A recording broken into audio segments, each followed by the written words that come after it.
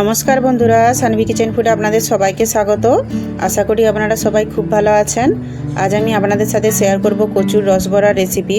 এটি বানানো খুবই সহজ এবং এটি বানিয়ে না খেলে আপনারা বুঝতেই পারবেন না যে কচু দিয়ে এত সুন্দর মিষ্টি হয়। তো ভিডিওটি স্কিপ না করে পুরো অবশ্যই দেখবেন এবং আমার রেসিপিটি যদি আপনাদের ভালো লাগে তাহলে প্লিজ লাইক, শেয়ার এবং সাবস্ক্রাইব করে আমার পাশে থাকবেন এবং কমেন্টে জানাতে ভুলবেন না আমার রেসিপিটি আপনাদের কেমন লাগছে। তো চলুন তাহলে শুরু করা যাক। প্রথমে নিয়েছি এখানে আমি 250 গ্রাম কচুগুলোকে আমি ভালো করে খোসা ছাড়িয়ে সেদ্ধ করে নিয়েছি। 100 গ্রাম মুগ ডাল আমি 2 ঘন্টা মতো ভিজিয়ে রেখেছিলাম।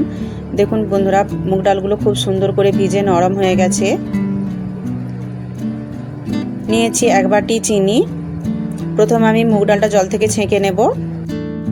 এখানে আমি একটা স্ট্রেনার নিয়ে নিয়েছি। মুগ ডালগুলো আমি স্ট্রেনারের মধ্যে দিয়ে দেব। এবার আমি জলটা খুব ভালো করে ঝরিয়ে নেব। জলটা আমি খুব ভালো করে ঝরিয়ে নিয়েছি। এটা আমি নিয়ে নিচ্ছি একটা মিক্সিং জারের মধ্যে। এবার আমি এটাকে খুব ভালো করে বেটে নেব। দেখুন বন্ধুরা, ডালটাকে আমি খুব ভালো করে বেটে নিয়েছি। এবার আমি এটাকে একটা পাত্রের মধ্যে নিয়ে নেব।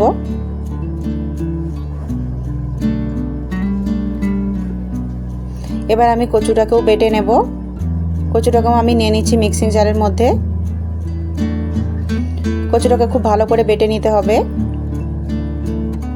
দেখুন বন্ধুরা, কচুটাকে আমি খুব ভালো করে বেটে নিয়েছি। এটাকেও আমি একই পাত্রে ঢেলে নেব। দেখুন বন্ধুরা, কচুটাকেও আমি ঢেলে নিয়েছি। এবার আমি দিয়ে দিচ্ছি এর মধ্যে অল্প একটু নুন। নুনটাকে আমি খুব ভালো করে মিশিয়ে নেব। দেখুন বন্ধুরা, সব কিছু আমি ভালো করে মিশিয়ে নিয়েছি।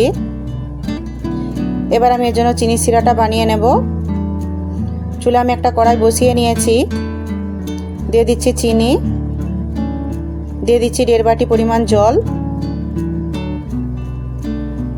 চিনিটাকে আমি হাই ফ্লেমে রেখে নেড়ে চেড়ে গলিয়ে নেব।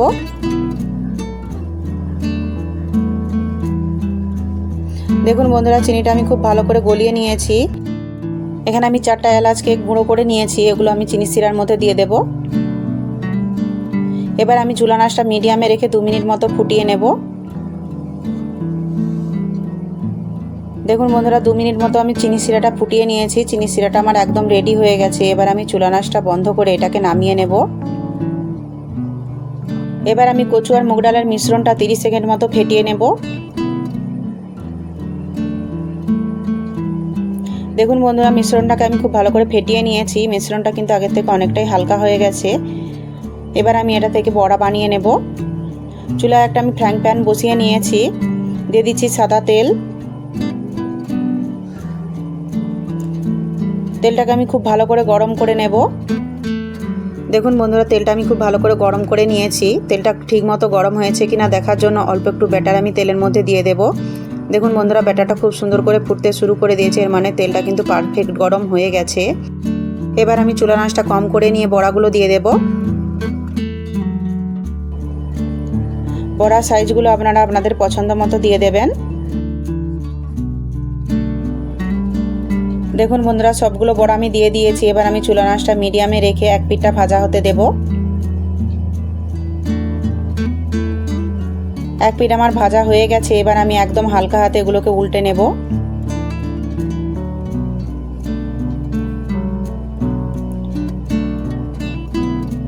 দেখুন বন্ধুরা, সবগুলো বড়া আমি উল্টে নিয়েছি। অপর পিঠটাও আমি কিছুক্ষণের জন্য ভাজা হতে দেব। অপর পিঠটাও আমার ভাজা হয়ে গেছে। এগুলোকে আমি একই রকমভাবে উল্টে নেব। সবগুলো বড়া আমি উল্টে নিয়েছি। একই রকমভাবে আমি এগুলোকে লাল লাল করে উল্টে পাল্টে ভেজে নেব। দেখুন বন্ধুরা, বড়াগুলো আমার লাল লাল করে ভাজা হয়ে গেছে। এবার আমি এগুলোকে তুলে নেব। একই রকমভাবে আমি বাকি বড়াগুলোও ভেজে নেব।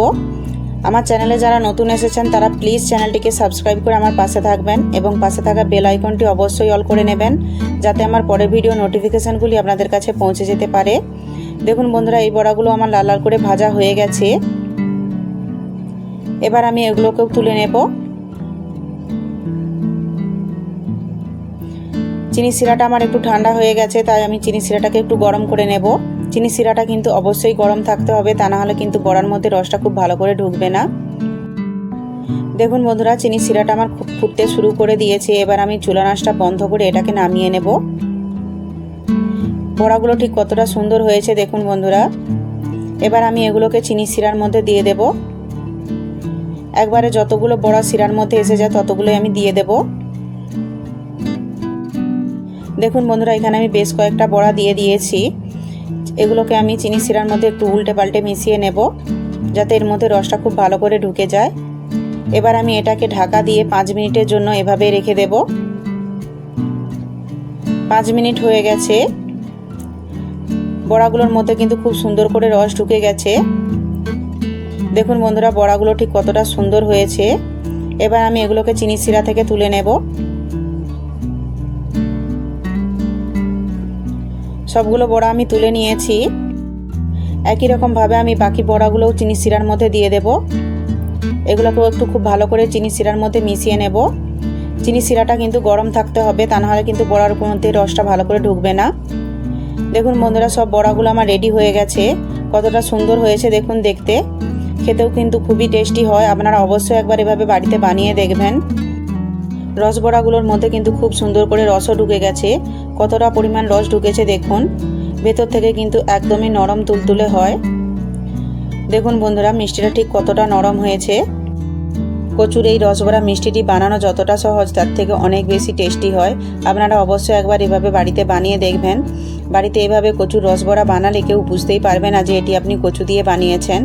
আমার রেসিপিটি যদি আপনাদের ভালো লাগে তাহলে প্লিজ লাইক, শেয়ার এবং সাবস্ক্রাইব করে আমার পাশে থাকবেন এবং পাশে থাকা বেল আইকনটি অবশ্যই অল করে নেবেন, যাতে আমার পরের ভিডিও নোটিফিকেশনগুলি আপনাদের কাছে পৌঁছে যেতে পারে। পুরো ভিডিওটি দেখার জন্য আপনাদেরকে অসংখ্য ধন্যবাদ। ভালো থাকবেন, সুস্থ থাকবেন। দেখা হচ্ছে পরের ভিডিওতে।